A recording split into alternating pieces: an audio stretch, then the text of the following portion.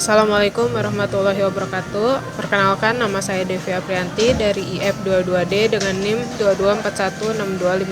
22416255201057. Pada video kali ini saya akan mencoba mempraktikkan 3 tahap Big Data Engineering yang merupakan tugas mata kuliah Big Data.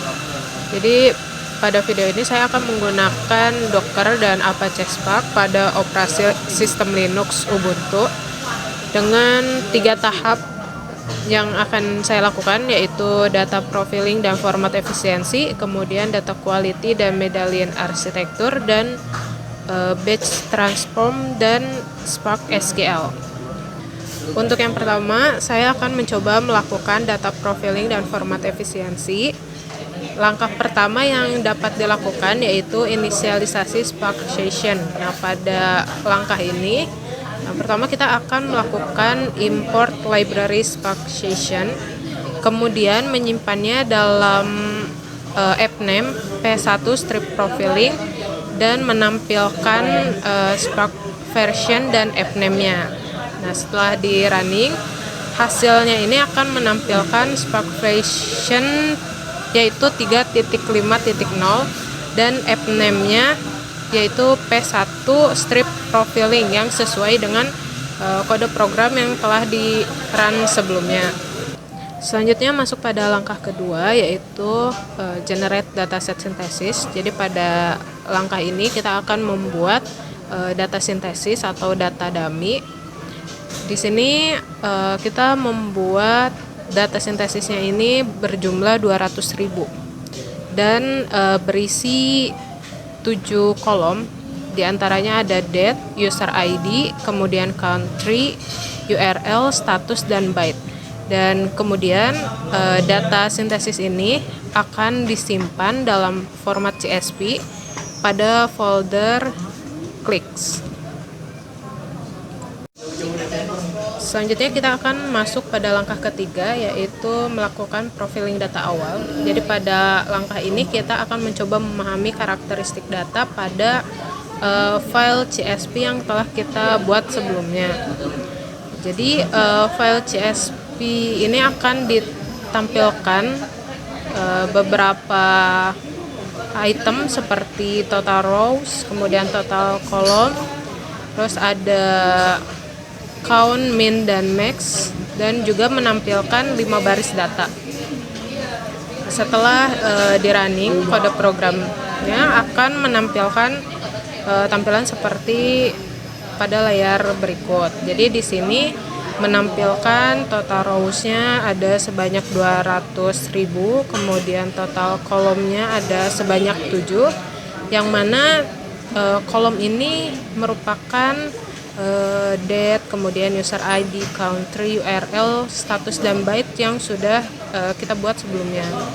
Kemudian juga pada tampilan hasil ini dia akan menampilkan count, min, dan max dari status dan country. Pada tampilan hasil juga akan menampilkan 5 baris data. Di sini jika kita merubah row show-nya itu sebanyak 10, maka pada tampilan hasil juga akan menampilkan 10 data. Kemudian masuk pada skema enforcement. Jadi pada langkah ini kita akan membuat skema untuk Spark agar tidak menebak tipe data secara asal. Nah, di sini kita memasukkan 7 kolom, yaitu ID, date, user ID, country, URL, status, dan byte, dan kemudian dibuatkan skema dan ditampilkan hasil skema yang telah kita buat. Tampilannya akan seperti pada gambar berikut. Nah, setelah itu kita masuk pada langkah selanjutnya, yaitu melakukan konversi dari format CSV sebelumnya ke dalam format Parquet. Nah, di sini juga akan ditampilkan waktu eksekusi. Nah, pada langkah ini tahap pertama yang dilakukan adalah mengimport library time, yang mana ini akan mengukur waktu penulisan dari format CSV menjadi Parquet. Kemudian kita akan menampilkan juga hasil waktu tulis Parquet yang telah dilakukan. Nah, setelah dicoba di running, hasilnya ini menunjukkan bahwa waktu tulis Parquet ini sebanyak 4,3 detik. Nah, selanjutnya masuk pada perbandingan ukuran file. Nah, pada tahap ini kita akan mencoba melakukan perbandingan antara file CSP dan file Parquet yang telah dibuat. Pada langkah ini beberapa item yang akan ditampilkan yaitu CSP byte, kemudian Parquet bytes, kemudian compression ratio, dan savings PCT. Dan hasilnya ini menunjukkan bahwa CSP bytes ini jika dirubah ke dalam megabyte itu berukuran 8,6, kemudian Parquet sebesar 2,9 MB dengan compression rasionya yaitu 2,91 dan saving PCT-nya ini 65,6. Nah, di sini dapat disimpulkan bahwa file CSP ini memiliki ukuran yang lebih besar dibandingkan Parquet. Dengan Parquet bisa lebih hemat sekitar 65,6 untuk penyimpanannya, dan membuktikan bahwa file dengan format Parquet ini cukup efisiensi untuk data dengan skala yang besar. Untuk pembahasan yang kedua, di sini saya akan mencoba membuat data quality dan medallion arsitektur. Jadi yang pertama dilakukan yaitu saya akan membuat quarantine folder. Jadi di sini saya akan mencoba membuatnya pada terminal dan membuat folder quarantine pada folder utama Big Data Lab yang telah dibuat sebelumnya. Selanjutnya masuk pada tahap pembersihan data. Nah, di sini kita akan memanggil data CSP sebelumnya, kemudian ditampilkan total record pada data tersebut. Jadi di sini data yang kita punya yaitu berjumlah 200.000 record. Selanjutnya kita masuk pada implementasi validasi. Jadi di sini terdapat beberapa aturan validasi yang kita buat, yaitu user ID tidak boleh kosong, kemudian statusnya itu harus 200 sampai 599, kemudian URL tidak boleh kosong dan byte juga tidak boleh negatif. Nah, pada program implementasi validasi ini kita akan menampilkan bad record dan good record. Nah, dari hasil runningnya ini didapatkan bahwa dari 200.000 data yang kita miliki, bad record yang terdeteksi yaitu berjumlah 39,984 dan sisanya yaitu berjumlah 160,016 itu terdeteksi sebagai data bersih. Selanjutnya yaitu menulis output layer.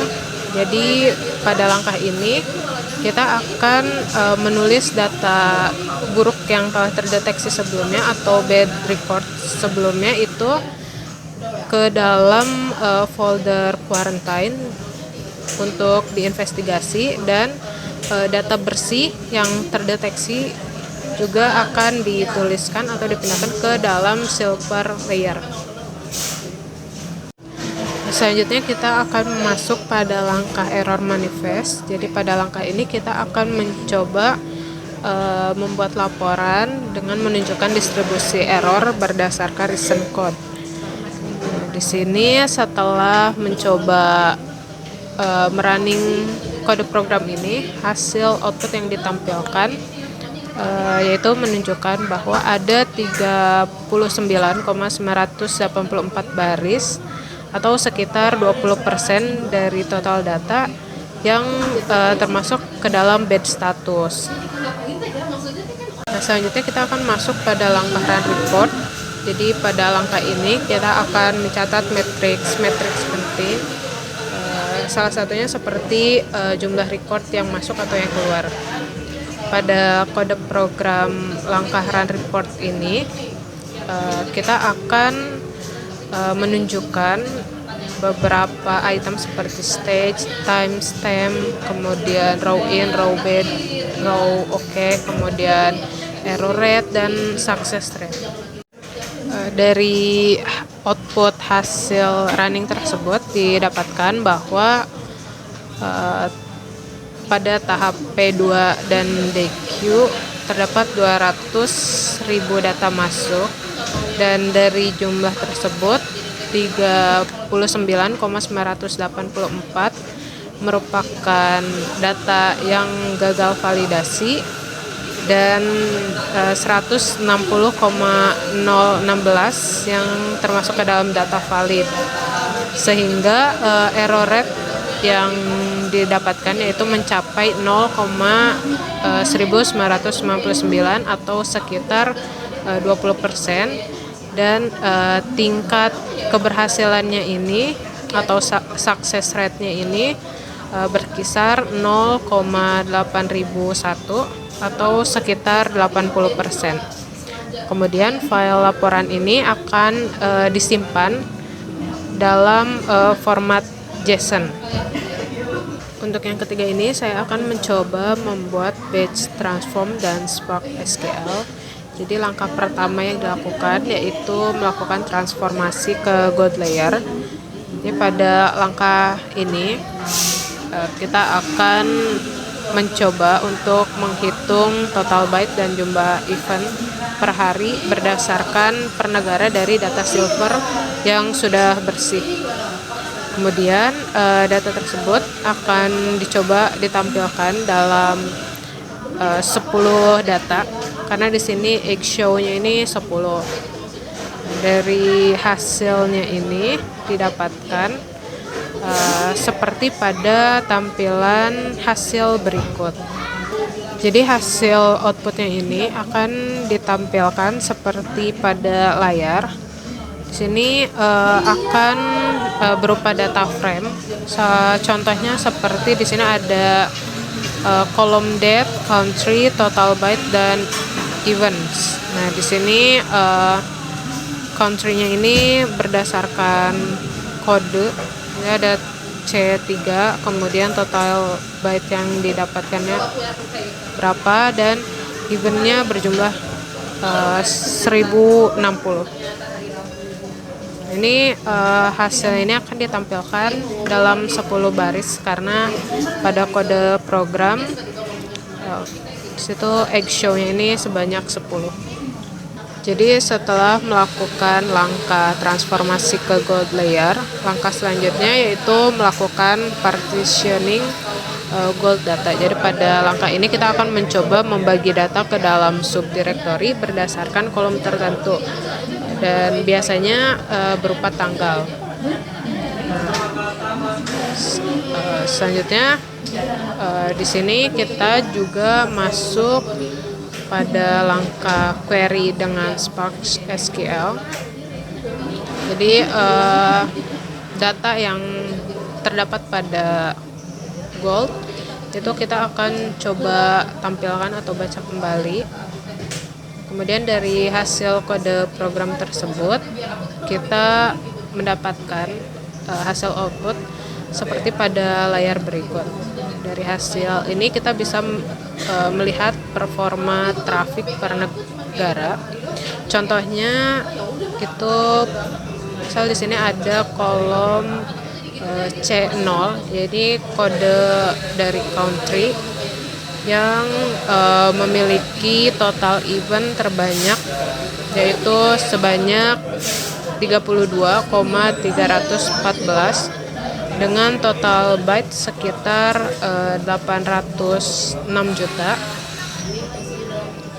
Kemudian diikuti oleh beberapa negara lainnya seperti pada hasil output ini. Jadi cukup sekian pemaparan tugas Big Data ini. Mohon maaf jika ada kesalahan dalam cara membaca ataupun menjelaskan. Wassalamualaikum warahmatullahi wabarakatuh.